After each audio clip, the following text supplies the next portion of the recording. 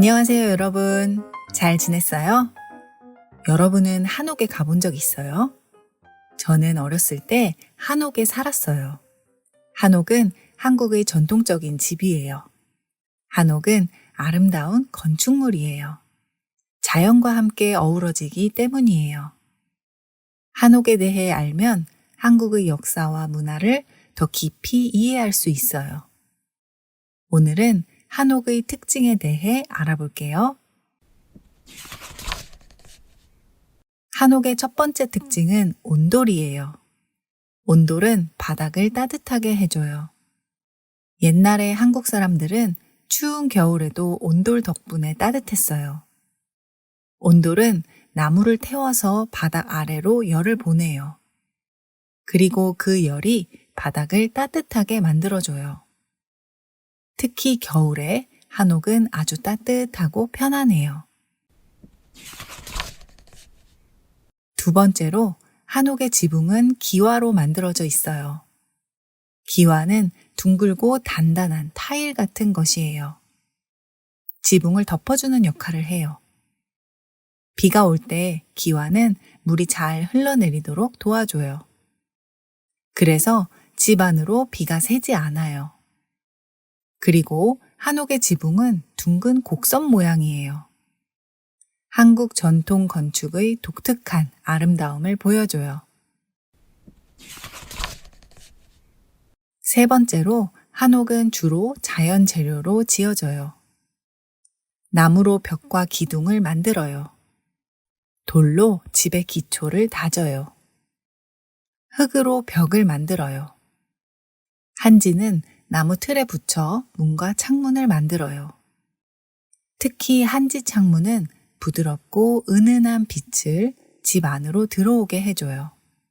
그래서 한옥에 들어가면 편안한 느낌이 들어요.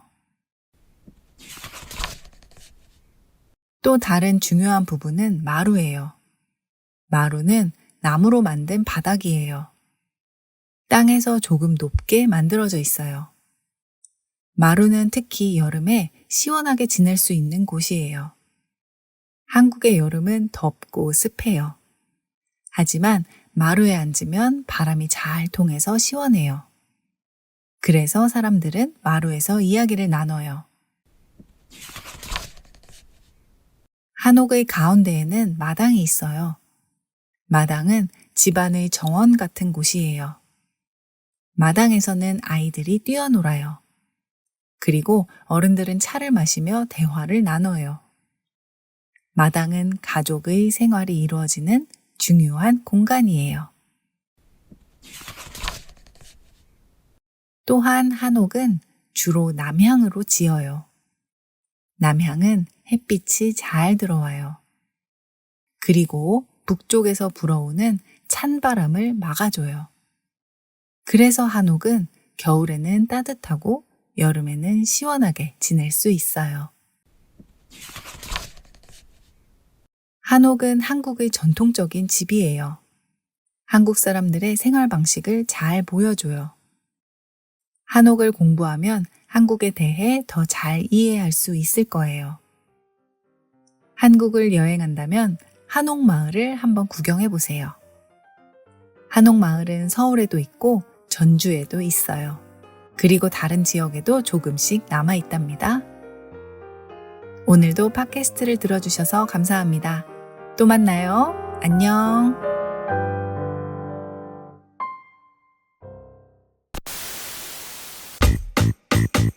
안녕하세요, 여러분. 잘 지냈어요? 얼마 전에 유튜브 영상을 하나 봤어요. 한국인의 특징에 대한 유튜브였는데요.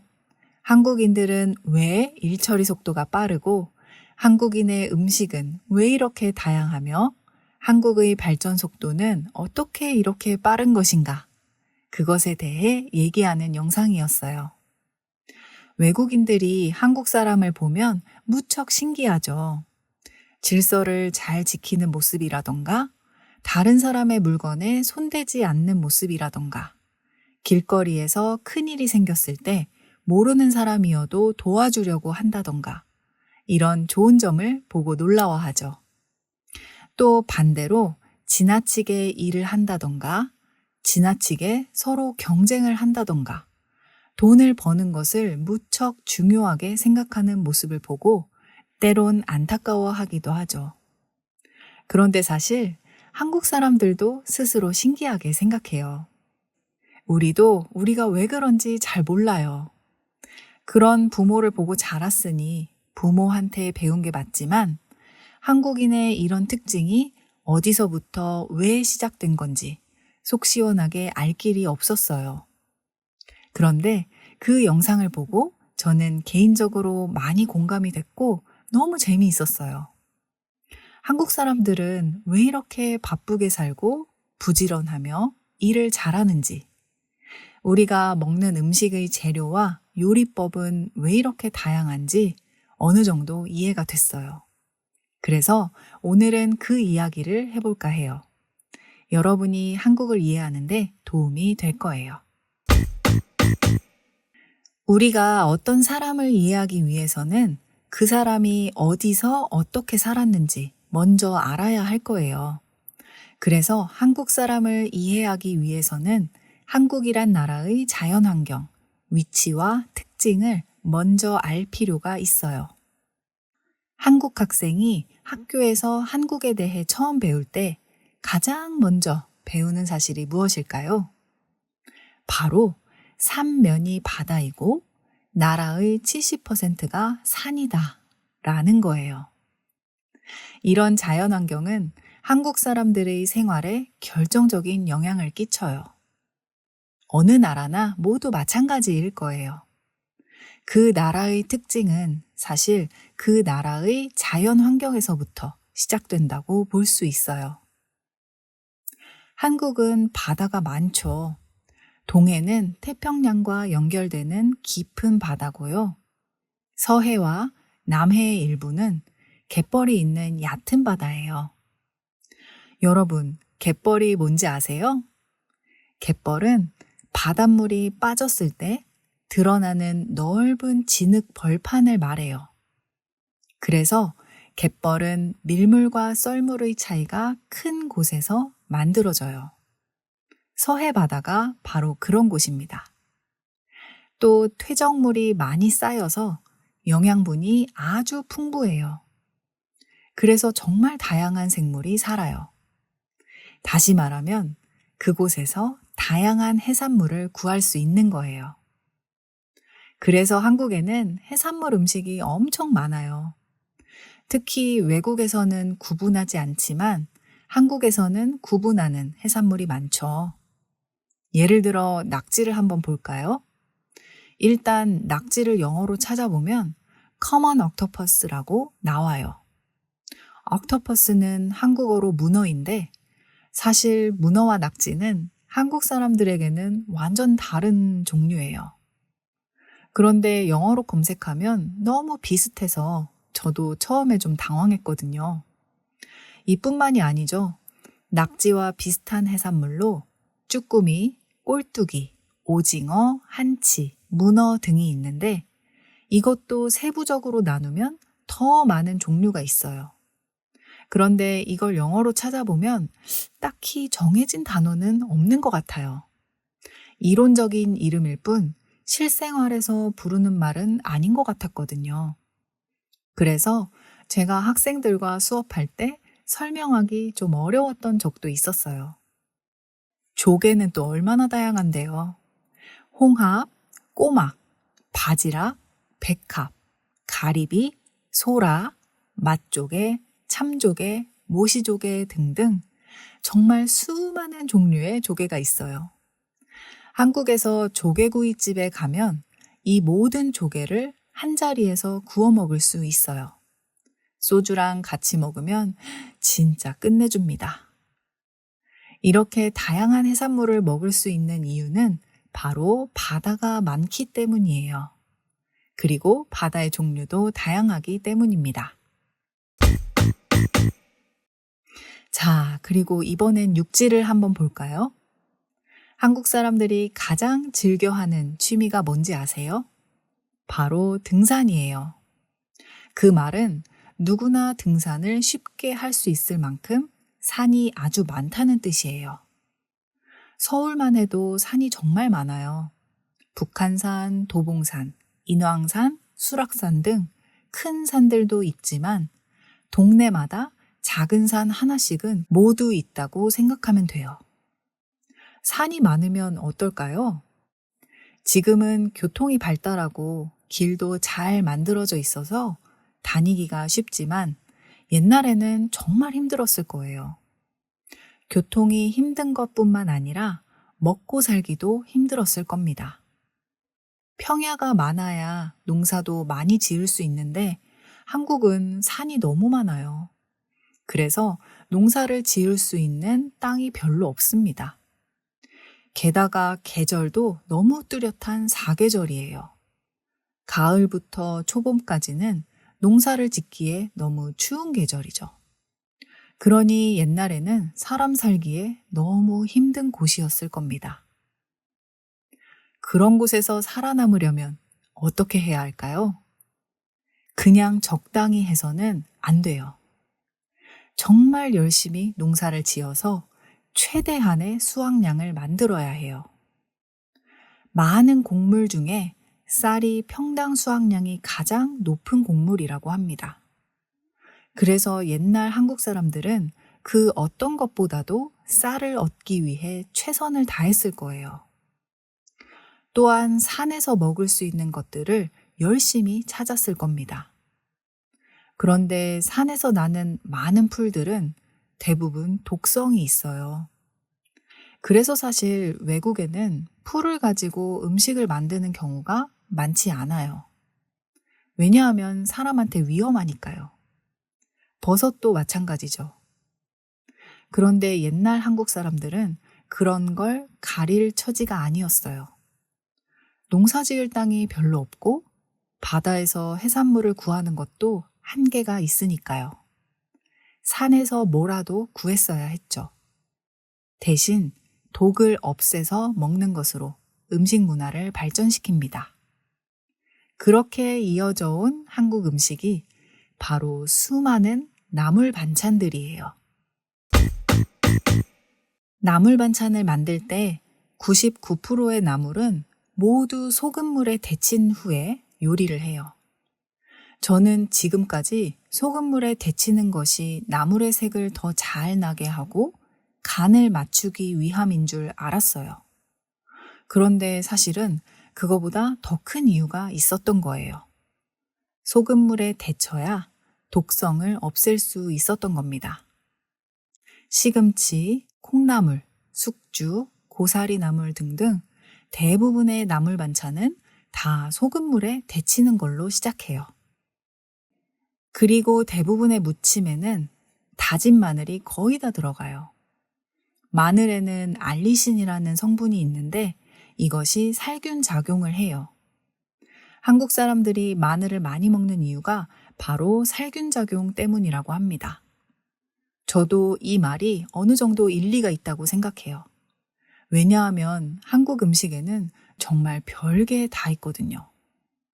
돼지 한 마리를 잡아도 소 한 마리를 잡아도 버리는 부위가 정말 하나도 없어요. 고기부터 내장까지 모두 다 음식으로 만들어 먹어요. 지금은 개인 취향에 따라 먹는 사람과 안 먹는 사람이 있지만 예전에는 선택할 수 없었겠죠. 배고프면 뭐라도 먹어야 될 테니까요. 그럴 때 마늘은 우리 몸속에 들어오는 나쁜 균들을 없애주는 역할을 합니다. 그런 습관들이 이어져서 한국 사람들은 지금도 음식을 만들 때 마늘을 꼭 넣어서 요리하는 것 같아요. 이렇게 산이 70%, 바다가 삼면으로 둘러싸인 곳에 터를 잡고 역사를 이어오다 보니 지금의 한국은 다양한 재료를 맛있게 요리해서 먹는 나라가 되었고요. 살기 힘든 자연환경에서 어떻게든 살아남기 위해 애쓴 덕분에 한국 사람들은 특유의 끈기를 갖게 되었다고 해요. 어때요? 맞는 것 같아요? 저는 다른 건 모르겠는데 음식 문화만큼은 정말 맞는 것 같아요. 제가 생각해도 한국 사람들은 정말 별걸 다 요리해서 먹어요. 그것도 참 맛있게 요리합니다. 체코에서 지내던 친구가 그러더라고요. 체코 길거리에 명이 잎이 널렸는데 아무도 건드리지 않는다고요. 오직 한국인만 그 잎을 따서 요리한대요. 그 얘기를 들었을 때는 왜 맛있는 명이를 아무도 안 먹지? 라고 생각했는데 아마 그 나라에서는 그저 잡초에 불과할 거예요. 그 풀을 먹는 한국인이 오히려 특이한 게 아닐까 생각합니다. 한국이라는 나라가 세워진 이 땅의 특징과 계절의 영향, 그리고 거기에서 살아남은 후예들, 이것이 지금의 한국을 만들고 있다는 생각이 듭니다. 여러분이 느끼는 한국은 어떤가요? 한국과 한국인에 대해 궁금한 점이 있다면 댓글로 남겨주세요. 제가 답변해 드릴게요. 마지막으로 한 가지 전달 사항이 있어요. K진의 한국어 팟캐스트는 유튜브 멤버십이 있습니다. 재미있고 유익한 팟캐스트를 만들 수 있도록 응원해 주시고 싶은 분들, 또는 한국어 학습에 좀 더 도움이 되는 자료와 피드백을 받고 싶은 분들은 아래 링크를 통해서 가입하실 수 있습니다. 여러분의 적극적인 참여와 관심, 응원에 항상 감사드립니다. 그럼 오늘의 수다는 여기까지. 다음에 또 봐요. 안녕.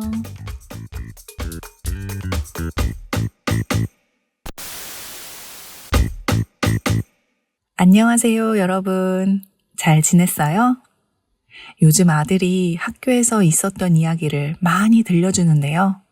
3월부터 새로운 학기가 시작돼서 요즘 아들의 이야기에는 낯선 친구들의 이름이 많이 등장합니다. 제가 학교 다닐 때만 해도 이름을 들으면 여자인지 남자인지 구분이 잘 됐었는데 지금은 이름만으로는 남녀 구분을 하기 쉽지 않을 때도 있어요. 또 비슷하거나 같은 이름이 많아서 얼굴을 모른 채 이름만 들으면 무척 헷갈리기도 합니다. 매일 아들로부터 반 친구들의 이야기를 듣다 보니 이제는 제가 아들의 새로운 친구들 이름을 거의 다 기억할 수 있어요. 하지만 제 남편은 유난히 이름을 잘 기억하지 못하는 편이거든요. 그래서 남편은 여전히 헷갈려하고 있습니다. 또 한국에서는 영어 이름을 따로 만들기도 해요. 한국 이름의 발음이 외국인에게 어려운 경우가 많기 때문에 영어 이름을 따로 만드는 경우가 많죠. 저도 한국 이름의 발음이 어려워서 영어 수업을 들을 때 영어 이름을 따로 만든 적이 있었습니다. 그런데 영어 이름을 만들 때 참 고민이 되더라고요.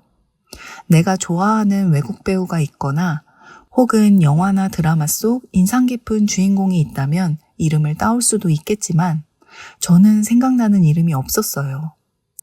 게다가 영어 이름이 가진 고유한 느낌이나 의미를 몰라서 영어 이름을 짓는 것이 꽤 어려웠던 기억이 납니다. 아마 외국 사람들에게 한국 이름이 그렇게 느껴지지 않을까 생각이 들어요.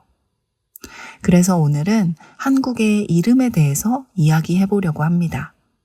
한국 사람들이 어떤 방식으로 이름을 짓는지, 이름에 담긴 역사와 전통이 무엇인지, 그리고 각각의 이름이 가진 느낌에 대해서 얘기해 보도록 할게요. 한국에서는 아이가 뱃속에 생기자마자 바로 이름을 지어주는 경우가 많습니다. 좀 더 정확하게 말하면 이름보다는 별명에 가깝다고 할 수 있어요. 이렇게 뱃속에 있는 아이에게 지어주는 이름을 태명이라고 합니다. 태명은 아이가 태어날 때까지 부르는 이름으로 아이가 건강하길 바라는 마음을 담아 부모가 정합니다. 그래서 태명은 아주 다양한 편이에요.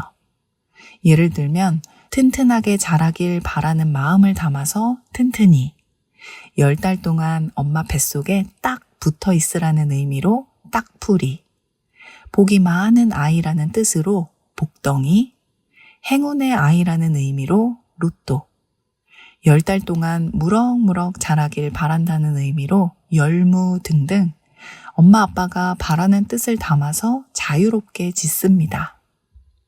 그런데 딱 한 가지, 태명을 지을 때 고려하는 것이 하나 있는데요. 바로 발음이 세게 나도록 지으려고 노력합니다. 왜냐하면 뱃속의 태아는 발음이 센 소리를 잘 듣고 좋아한다고 해요. 그래서 부드러운 발음보다는 센 소리가 들어간 태명을 많이 짓습니다. 그래야 뱃속의 태아가 자기 이름을 잘 들을 수 있으니까요. 튼튼이, 딱풀이, 복덩이, 로또, 열무, 콩콩이 등등 어때요? 발음이 좀 강한 편이죠? 저희 아들의 태명은 나짱이었습니다. 나짱은 베트남의 도시 이름인데요. 즐겁게 여행한 후에 생긴 아이라서 지은 이름이기도 하고요. 짱이란 말은 최고 또는 대장이란 뜻이에요. 그래서 나짱이란 말은 내가 최고란 의미가 담겨 있어요. 부르기도 좋았고 의미도 좋아서 양가 부모님들도 아주 좋아해 주셨던 태명입니다. 태명을 짓는 것은 그렇게 오래된 문화는 아니에요. 2000년대 초반부터 본격적으로 유행하고 정착하게 되었는데요. 그 이유는 의료기술의 발달이라고 볼 수 있습니다. 예전에는 아이가 태어나기 전까지 아이의 생김새나 형태를 눈으로 확인할 수가 없었는데 2000년 초반부터 산부인과 초음파 검사가 대중화되기 시작했어요. 그러다 보니 뱃속의 아이가 움직이는 모습을 직접 볼 수 있고 이제는 성별까지도 미리 알 수 있게 되면서 자연스럽게 이름을 붙이게 된 것 같습니다. 여러분의 나라는 어떤가요? 한국처럼 태명을 짓고 태어날 때까지 태명을 많이 불러주는 나라가 있다면 댓글로 알려주세요. 10달 동안 엄마 뱃속에서 태명으로 불렸던 아기들이 태어나면 한국은 한 달 안에 출생신고를 해야 합니다. 그렇지 않으면 벌금이 있어요. 그래서 아기가 태어나기 전에 이름을 미리 준비하는데요. 2-3가지의 이름을 후보로 정해놓고 아이가 태어나면 아이의 생김새나 첫인상에 따라서 최종 결정을 합니다. 지금은 부모가 원하는 대로 이름을 짓지만 불과 40-50년 전만 해도 집안마다 돌림자를 꼭 써야 했습니다. 돌림자를 다른 말로 학렬자라고도 하는데요. 한 집안에서 촌수가 같은 형제나 사촌들이 이름에 공통으로 넣는 한 글자를 뜻해요.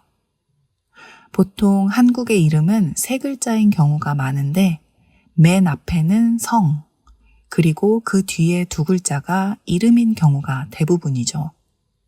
그런 경우 이름에 쓰이는 2글자 중 1글자가 돌림자인 경우가 많았어요. 즉, 우리 집안 사람이라면 이름을 지을 때 같은 자리에 같은 글자를 쓰자고 약속하는 겁니다. 예를 들어 큰아들의 이름이 민수, 둘째 아들의 이름이 민호, 사촌 형제의 이름이 민우라면 이 가족은 이름의 첫 글자 민을 돌림자로 쓰는 겁니다. 이렇게 돌림자를 쓰는 가장 큰 이유는 세대를 구분하기 위해서라고 할 수 있어요. 즉, 같은 돌림자를 쓰면 같은 세대라는 것을 쉽게 알 수 있습니다. 예를 들어 아버지 세대의 돌림자는 이름 마지막 글자의 식, 아들 세대는 이름 마지막 글자가 준, 손자 세대는 이름 첫 글자가 호라고 해봅시다. 그러면 춘식이라는 이름을 들었을 때 누군지 몰라도 아버지 세대 분이라는 것을 알 수가 있어요. 반대로 호진이라는 이름을 들으면 그 사람이 누군지 몰라도 손자 세대라는 것을 알 수가 있는 겁니다. 결국 세대 간의 위아래를 쉽게 구분하기 위한 방법이었다고 할 수 있어요. 이름만 들어도 누가 윗사람인지 누가 아랫사람인지 충분히 짐작할 수 있으니까요. 다만 주로 남자 이름에 돌림자를 많이 썼고 여자 이름에는 돌림자를 쓰지 않는 경우가 많았습니다. 여자는 결혼하면 남편 쪽 집안의 사람이 된다고 생각했거든요. 그래서 여자 이름에는 돌림자를 쓰지 않았던 것 같습니다. 저희 집도 마찬가지예요. 친척 오빠들과 친척 남동생들, 그리고 제 친남동생은 모두 이름에 돌림자를 썼는데요. 저와 제 여동생은 이름에 돌림자를 쓰지 않았습니다. 그런데 사실 그렇게 서운하진 않았어요. 개인적으로 돌림자가 들어간 이름이 예쁘다는 생각이 들지 않았거든요.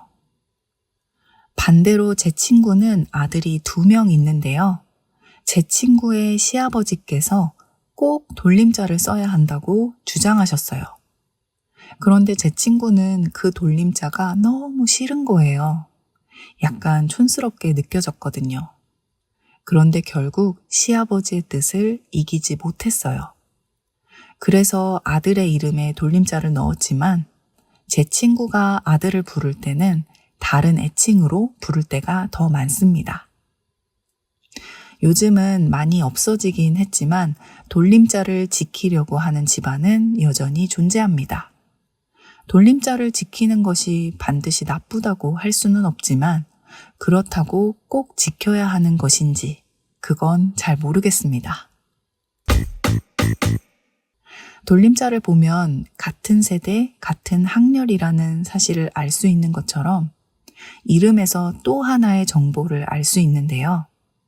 바로 성씨에 그 정보가 담겨 있습니다. 한국 이름에는 본관이라는 개념이 있는데요. 나의 조상이 처음 살던 곳을 나타내는 개념이에요. 그래서 본관을 알면 어디서부터 시작된 집안인지 알 수가 있어요. 또 같은 성씨지만 본관이 다를 수도 있는데요. 예를 들어 김철수라는 사람이 있어요. 이 사람의 본관은 김해 김씨입니다. 이 말은 김해 지역에서 시작된 김씨 집안의 사람이다 라는 뜻이에요. 그런데 김정수라는 사람의 본관은 경주 김씨예요. 이 말은 경주 지역에서 시작된 김씨 집안이다 라는 뜻이죠. 같은 김씨지만 본관을 확인해 보면 서로 다른 집안이라는 사실을 알 수가 있는 겁니다. 반대로 모르는 사람이지만 본관이 같으면 서로 먼 친척이라고 느끼기도 하고요. 심지어 돌림자까지 같다면 같은 집안의 같은 세대라고 생각하게 되는 겁니다. 이렇게 성과 이름에 가문의 정보를 표시하는 가장 큰 이유는 내 조상과 가문의 뿌리를 기억하자는 의미일 거예요. 실제로 한국 사람들은 어렸을 때부터 나의 본관이 어디인지 부모님께 반복적으로 들으면서 큽니다. 조상님들의 시작이 어디였는지, 우리 조상 중에는 유명한 인물이 있는지, 그들이 나라를 위해 어떤 일을 했었는지 등등 말이죠. 예전에는 같은 성, 같은 본관끼리는 결혼이 금지되었었는데요. 그 이유는 근친혼을 방지하기 위해서입니다. 즉, 친척끼리는 결혼하면 안 된다는 게 매우 중요했기 때문이에요. 오래전 한국의 왕이 존재하던 시대에는 권력을 유지하기 위해 가족끼리 결혼을 하기도 했어요. 하지만 조선시대부터는 유교 사상이 강해지면서 8촌 이내의 친척들끼리는 혼인이 금지되었습니다. 그리고 그 문화가 현대까지도 계속 이어져 왔는데요. 실제로 1997년까지 동성동본 결혼은 법적으로 금지였습니다. 하지만 유전학적으로 충분히 먼 친척일 가능성이 높고 과도한 제한이라는 비판이 많았어요. 그래서 1997년 이후 이 조항은 결국 폐지가 되었습니다. 응답하라 1988 드라마를 보면 선우와 보라가 바로 동성동본 관계였거든요. 그래서 양가 부모님들이 두 사람의 결혼을 반대하는 장면이 나오기도 합니다. 그게 바로 이런 한국 이름과 성씨의 특징이 있기 때문이에요. 지금도 성씨가 같은 사람을 만나면 본관이 어디냐고 서로 물어보는 경우가 꽤 있어요. 그리고 본관이 같은 경우 먼 친척을 만난 것처럼 반가워합니다. 법적으로는 동성동본 결혼이 폐지되었지만 아직도 나이가 많으신 어른들은 꺼려하기도 합니다. 이렇게 한국인이 관계를 맺는데 성씨와 본관은 생각보다 큰 역할을 해요. 한국 사람들의 짧은 이름 속에 이렇게 많은 정보가 들어있다는 사실. 한국인인 제가 봐도 정말 재밌는 것 같습니다. 다른 나라처럼 한국 이름도 유행을 타는데요. 시대별로 유행하는 이름의 스타일이 조금씩 달라요. 자세한 내용이 궁금하시다면 멤버십 영상을 확인해 주세요. 한국의 유명한 시 중에 김춘수의 꽃이란 시가 있습니다. 그 시의 일부를 소개해 드릴게요.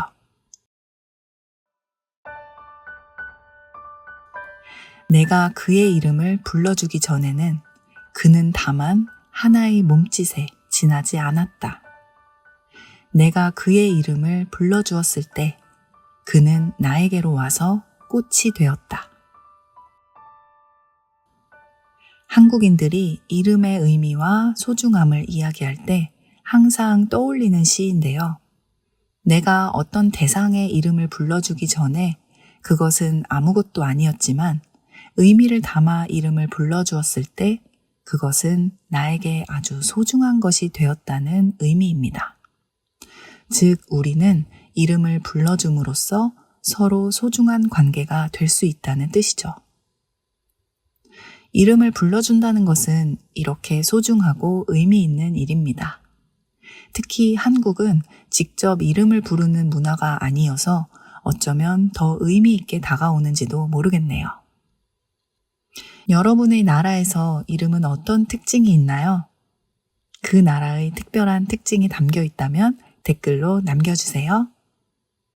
지금 케이진의 한국어 팟캐스트 멤버십에 가입하시면 멤버십 전용 영상을 보실 수 있고 이 영상의 한국어 스크립트 PDF 파일을 무료로 다운받으실 수 있습니다. 아래 링크를 통해 가입하실 수 있어요. 여러분의 적극적인 참여와 관심, 응원에 항상 감사드립니다.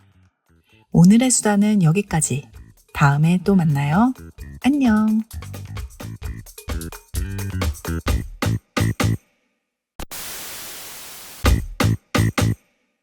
안녕하세요, 여러분. 잘 지냈어요? 한국 엄마들은 아이들이 아주 어릴 때부터 책을 많이 읽어주는데요. 특히 4, 5살 정도가 되면 전래동화를 많이 읽어줍니다. 전래동화는 특정한 작가가 쓴 창작 동화가 아니라 예전부터 입에서 입으로 전해 내려온 옛날 이야기를 말해요. 아마 나라마다 전래동화는 모두 있을 거라고 생각합니다. 한국에도 전래동화가 꽤 많은데요. 지금 시대의 가치관에 다소 안 맞는 이야기도 가끔 있지만 보통은 아이들에게 도덕과 교훈을 알려주는 교육적인 이야기가 많아요. 또 반대로 어른들에게는 현실을 풍자하고 위로하는 재미가 있기도 합니다. 한국 전래동화에서 가장 많이 반복되는 주제가 있는데요. 바로 권선징악입니다. 착한 사람은 복을 받고 나쁜 사람은 벌을 받는다는 뜻이에요. 그리고 이 권선징악은 한국인의 가치관에 아주 깊게 박혀 있다고 생각합니다.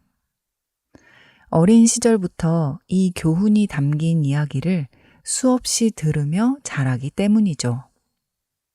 그래서 오늘은 대표적인 한국의 전래동화 이야기를 살펴보고 그 이야기에서 시작된 표현까지 같이 알아보도록 할게요.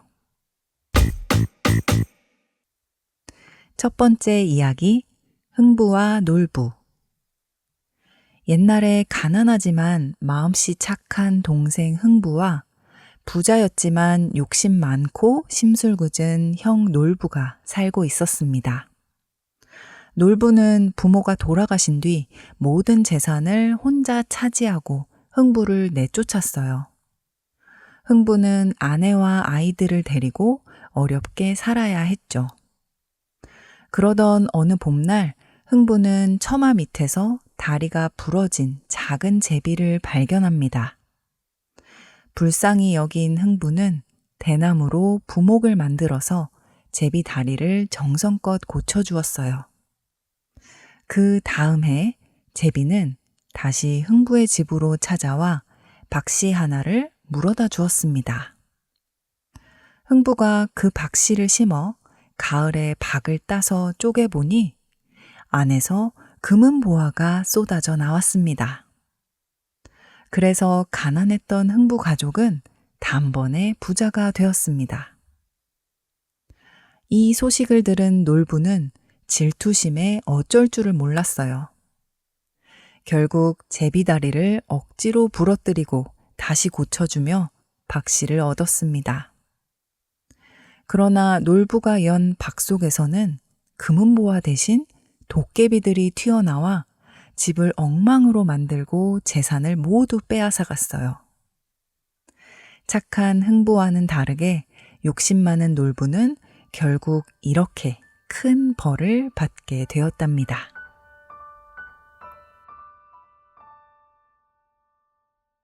이 이야기 덕분에 지금도 한국 사람들은 욕심 많고 남 잘 되는 걸 시기하는 성격을 놀부심보라고 말하는데요. 심보는 마음을 쓰는 자세, 태도를 나타내는 말이에요. 그래서 놀부처럼 마음을 쓰는 사람한테 걔는 심보가 놀부심보야. 다른 사람이 잘 되는 게 보기 싫은가 봐. 라고 말합니다. 비슷한 말로 심보가 못됐다, 심보가 고약하다 등이 있습니다. 반대로 순하고 착하지만 손해보는 사람을 흥부 같다라고 하는데요. 하지만 요즘에는 흥부에 대한 다른 해석도 있습니다. 동화를 다시 읽어보면 흥부가 별다른 노력 없이 놀부 집에 가서 계속 도와달라고 빌거든요. 그래서 요새는 흥부가 무능력하다고 재해석하기도 합니다. 여러분 생각은 어떠세요? 흥부, 과연 착한 걸까요? 무능한 걸까요?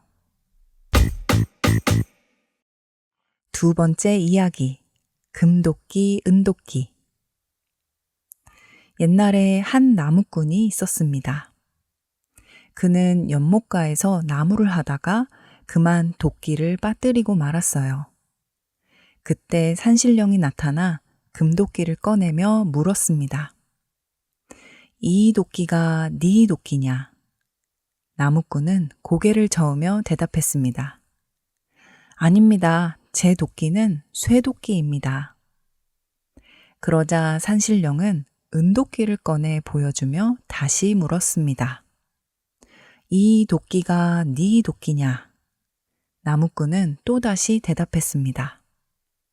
아닙니다. 제 도끼는 쇠도끼입니다. 마지막으로 산신령이 낡고 무거운 쇠도끼를 꺼내자 나무꾼은 크게 반가워하며 말했습니다. 네, 그것이 제 도끼입니다. 산신령은 정직한 나무꾼의 솔직함에 감동하여 금도끼, 은도끼, 쇠도끼 모두를 주었습니다.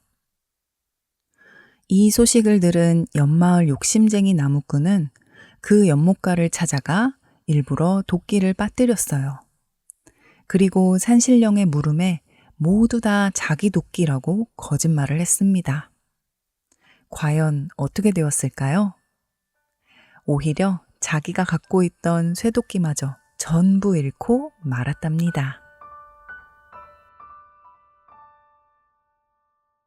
외국 사람들이 한국에 와서 가장 놀라는 것 중 하나가 바로 남의 물건을 탐내지 않는다는 것인데요. 눈앞에 지갑이 떨어져 있어도, 핸드폰이 떨어져 있어도 대부분 사람들이 함부로 손대지 않습니다. 저는 금도끼, 은도끼 이야기가 바로 한국인의 이런 모습을 잘 보여주는 이야기라고 생각해요. 정직한 사람이 복을 받는다는 교훈이 담긴 대표적인 이야기입니다. 그리고 욕심과 거짓말은 결국 나에게 더 좋지 않은 일이 벌어진다는 점도 강조하고 있죠. 이 동화에서 나온 산신령의 대사, 이 도끼가 네 도끼냐? 이 말은 지금도 한국에서 많이 패러디가 되는 대사입니다. 일상에서 농담처럼 패러디되곤 하는데요. 예를 들어 음식이나 물건을 선택을 해야 할 때 이것이 네 치킨이냐 아니면 저것이 네 치킨이냐 라고 장난치듯이 말하기도 합니다. 세 번째 이야기, 콩쥐와 팥쥐. 옛날에 콩쥐라는 착하고 성실한 소녀가 살고 있었습니다. 어머니가 일찍 세상을 떠난 뒤 콩쥐에게는 새어머니가 생겼는데요. 새어머니의 딸 팥쥐와도 같이 살게 되었습니다. 그때부터 콩쥐의 삶은 힘들어졌어요. 계모와 팥쥐는 항상 콩쥐를 구박하고 힘든 집안일을 모두 떠맡겼습니다. 어느 날 마을에서 큰 잔치가 열리게 되었습니다. 계모와 팥쥐는 자신들만 잔치에 가고 콩쥐에게는 절대로 혼자서는 끝낼 수 없는 일을 시켰습니다. 구멍이 뚫린 물독에 물을 가득 채우라고 시켰거든요. 콩쥐가 아무리 물을 부어도 독은 채워지지 않았습니다. 너무 속상해서 콩쥐가 펑펑 울고 있었어요. 그때 두꺼비가 나타나 구멍을 막아주었고 결국 물을 채울 수 있었습니다. 또 계모는 콩쥐에게 깨끗한 쌀알을 고르는 일을 맡겼습니다. 혼자서는 절대 끝낼 수 없는 일이었죠. 하지만 참새떼가 날아와 도와주는 바람에 콩쥐는 일을 마칠 수 있었습니다. 이렇게 콩쥐는 동물들의 도움을 받아 잔치에 갈 수 있게 됩니다. 그런데 잔치에 가는 길에 강을 건너다가 실수로 꽃신 한 짝을 시냇물에 빠뜨리게 됩니다. 다행히 꽃신을 발견한 건 이 마을의 원님이었어요. 원님은 잔치에서 꽃신의 주인을 찾았는데 팥쥐가 자기의 것이라 우겼어요. 하지만 발이 커서 꽃신이 맞지 않았습니다. 결국 꽃신은 콩쥐의 발에 꼭 맞았고 원님은 그런 콩쥐에게 반하게 되었어요. 결국 두 사람은 결혼하게 되었고 욕심 많은 팥쥐는 벌을 받게 되었답니다. 이 이야기를 들으면서 여러분은 아마도 신데렐라 이야기를 떠올리셨을 겁니다. 맞아요. 콩쥐 팥쥐와 신데렐라는 많은 공통점을 가집니다. 착한 주인공이 계모와 의붓자매의 구박을 받다가 특별한 존재의 도움으로 신분 상승을 이루고 행복하게 산다는 공통된 이야기 구조를 갖고 있죠. 하지만 콩쥐 팥쥐 이야기의 경우에는 신데렐라와는 다르게 두꺼비, 참새 등 자연의 존재들과 교감을 통해 어려움을 극복합니다.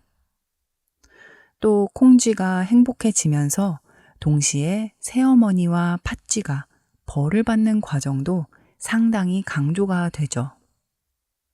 선과 악이 분명히 구별되고 악한 것은 반드시 벌을 받게 된다는 한국의 권선징악 정신이 분명히 반영된 결말이라고 할 수 있습니다. 사실 원작의 결말을 보면 정말 끔찍하거든요. 아이들이 읽는 동화에는 단순히 팥쥐는 벌을 받았다 라고만 나오지만 어떤 벌을 받았는지 원작에서는 끔찍한 이야기가 펼쳐집니다. 콩쥐팥쥐의 원작 결말이 궁금하신 분들은 멤버십 영상을 확인해 주세요. 이 세 가지 이야기는 모두 다른 줄거리를 가지고 있지만 사실 전하고자 하는 메시지는 같다고 할 수 있어요. 착하고 정직한 사람은 복을 받고 욕심 많고 나쁜 사람은 벌을 받는다는 것이죠. 이것이 바로 권선징악입니다. 한국 사람들은 어린 시절부터 정말 많이 이런 이야기를 들었기 때문에 정직하게 살고 남의 것을 탐하지 않는 가치관을 자연스럽게 배워온 것이 아닐까 생각합니다. 그렇다고 한국의 모든 사람들이 정직하고 착하다는 것은 아니에요. 어느 시대나 어느 곳에나 도둑과 사기꾼들은 항상 있으니까요. 여러분 나라에도 이와 비슷한 교훈을 담은 전래동화가 있나요? 한국 이야기와 비교해 본다면 어떤 점이 비슷하고 또 다른가요? 댓글로 남겨주시면 감사하겠습니다. 지금 K진의 한국어 팟캐스트 멤버십에 가입하시면 멤버십 전용 영상을 보실 수 있고 이 영상의 한국어 스크립트 PDF 파일을 무료로 다운받으실 수 있습니다. 아래 링크를 통해 가입하실 수 있어요. 여러분의 적극적인 참여와 관심, 응원에 항상 감사드립니다. 오늘의 수다는 여기까지. 다음에 또 만나요. 안녕.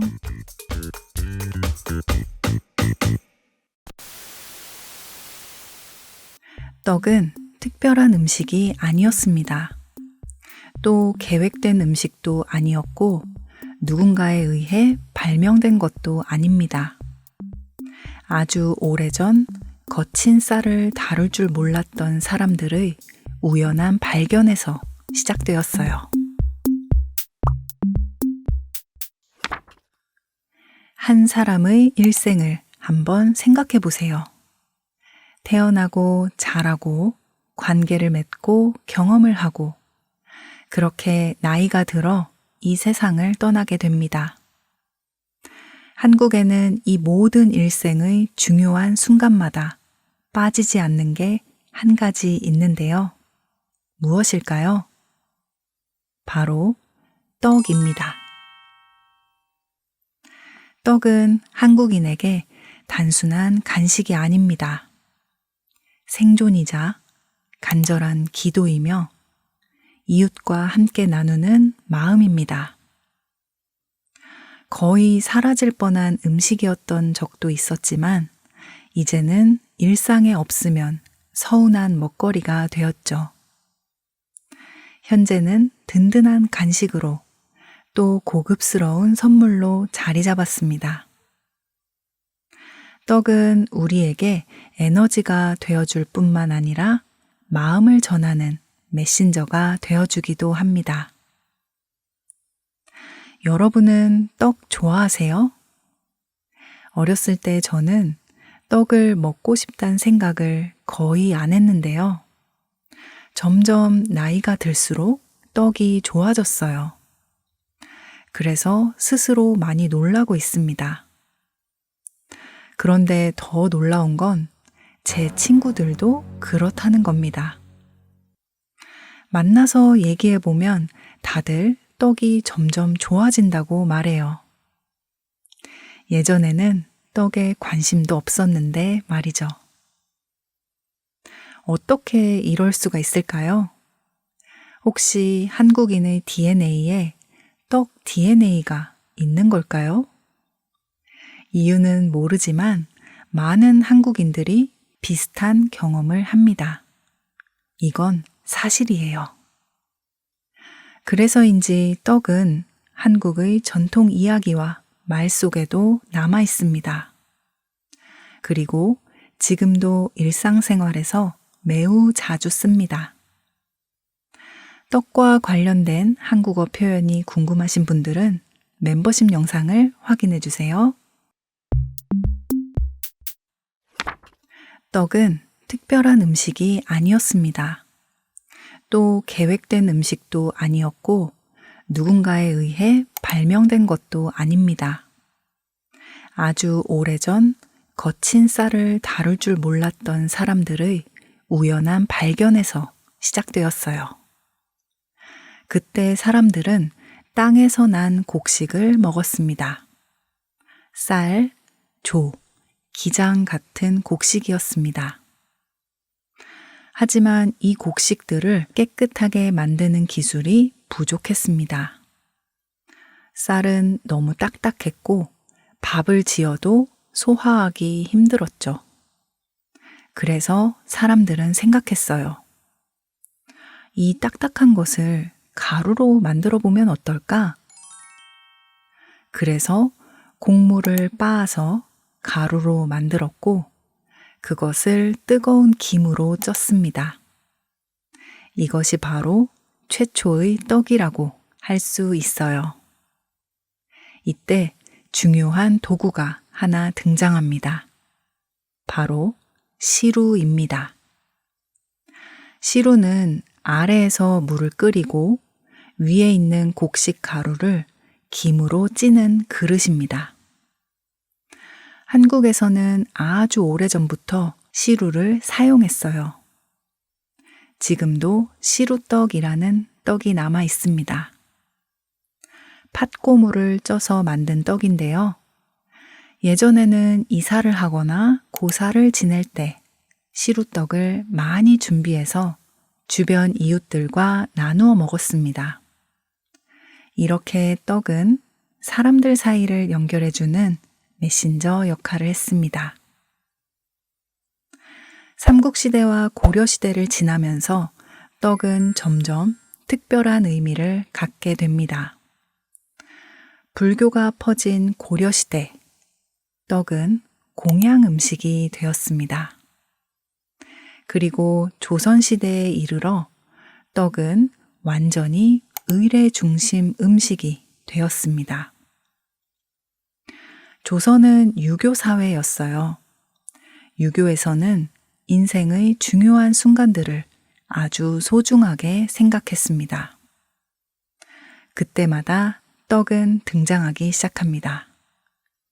태어날 때, 축하할 때, 결혼할 때, 돌아가셨을 때, 떡은 말 대신 마음을 전하는 음식이 되었습니다. 떡의 종류가 많아진 것도 그 때문입니다. 찌고, 치고, 지지고, 삶으면서 사람들은 같은 재료로 다른 의미를 만들었습니다. 그래서 떡을 만드는 과정은 그 자체가 한국 문화이기도 합니다. 만드는 방법에 따라 그 떡에 담긴 정성과 기술이 모두 다르기 때문입니다. 그래서 떡이 만들어지는 방법과 과정을 알면 한국인의 생활을 더 가까이 느낄 수 있습니다. 가장 먼저 찌는 떡입니다. 가장 대중적이고 어쩌면 가장 한국적인 떡입니다. 왜냐하면 찌는 떡은 보통 혼자 먹지 않기 때문이죠. 쌀가루를 시루에 올려서 뜨거운 김으로 쪄서 만듭니다. 그리고 그것을 주변 사람들과 다 함께 먹어요. 백설기와 시루떡은 찌는 떡의 대표적인 떡입니다. 백설기는 오직 쌀가루와 약간의 설탕을 넣고 찝니다. 새하얀 백설기는 마치 하얀 눈 같은 느낌도 들죠. 그래서 아기의 100일과 돌잔치 때 빠지지 않습니다. 밝고 건강한 아기의 삶을 기원하는 의미가 담겨 있어요. 시루떡은 붉은 팥과 쌀가루를 층으로 쌓아서 찐 떡입니다. 한국에서 팥은 나쁜 운을 막아준다고 믿었어요. 그래서 시루떡은 새로운 시작을 할 때 상징적으로 많이 먹습니다. 이사를 할 때, 가게를 처음 열었을 때, 자동차를 새로 사서 고사를 지낼 때, 나쁜 운을 막아주는 방패처럼 말이죠. 다음은 치는 떡입니다. 이 떡은 여러 사람이 함께 쳐서 만듭니다. 그래서 혼자서는 만들 수 없어요. 여럿이 함께 절구를 쳐야 쫄깃해집니다.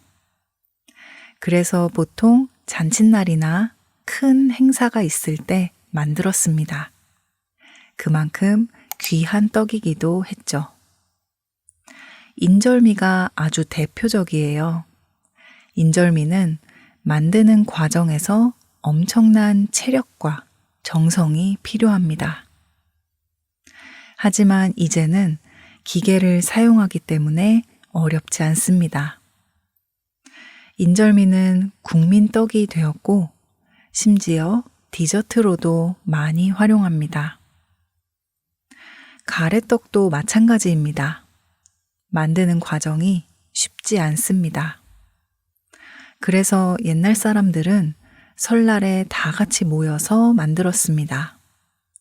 그리고 그 가래떡으로 떡국을 만들어 먹었습니다.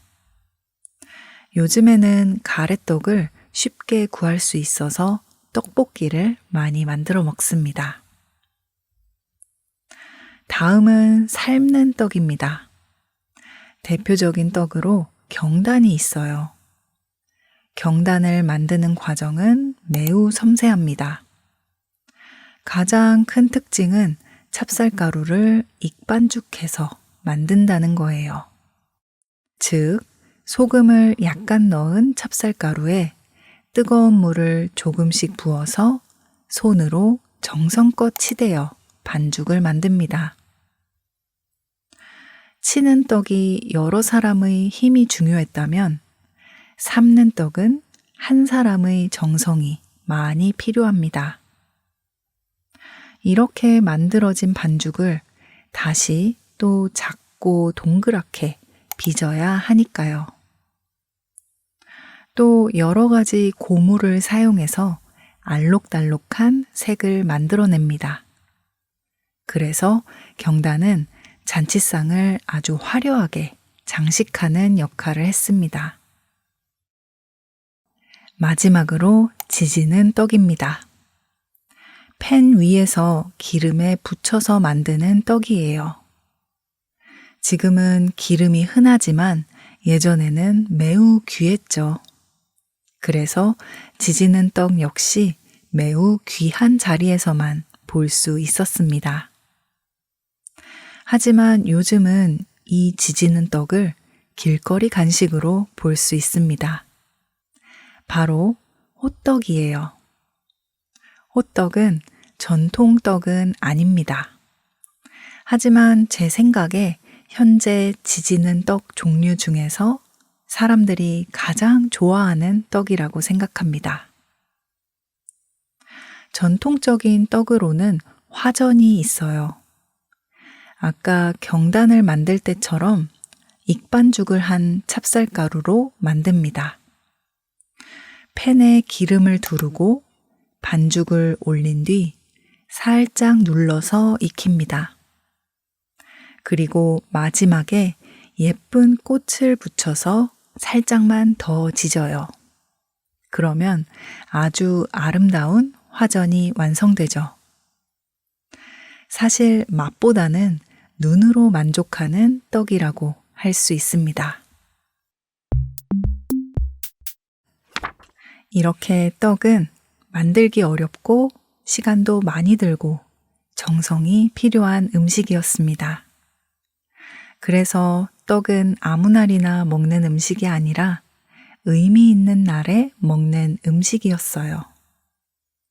하지만 지금 떡은 다른 모습으로 변했습니다. 집에서 만들던 음식은 가게에서 사는 음식이 되었고, 의뢰의 음식은 선물의 음식이 되었습니다. 초콜릿과 치즈를 더해서 카페의 디저트가 되었고, 떡볶이가 되어 거리로 나왔습니다. 그러나 그 긴 시간 동안 변하지 않은 것이 있습니다. 떡은 여전히 사람들의 끼니로 훌륭한 음식이고, 여러 사람과 함께 나누는 음식이며, 내 마음을 전하는 선물이라는 점입니다. 떡은 한국인들이 어떻게 살아왔고, 어떤 날을 소중하게 여겼는지, 어떤 마음을 전하고 싶었는지 느낄 수 있는 하나의 문화입니다. 만약 여러분이 떡을 드신다면 한 번쯤 오늘의 이야기를 떠올리시며 떡에 담긴 한국을 느껴보셨으면 좋겠습니다. 지금 K진의 한국어 팟캐스트 멤버십에 가입하시면 멤버십 전용 영상을 보실 수 있고, 이 영상의 한국어 스크립트와 심화 학습 가이드 PDF 파일도 무료로 다운받으실 수 있습니다. 아래 링크를 통해 확인해 주세요. 여러분의 적극적인 참여와 관심, 응원에 항상 감사드립니다. 다음 시간에 더 깊고 흥미로운 한국 문화 이야기로 돌아오겠습니다. 지금까지 K진이었습니다. 또 만나요. 안녕.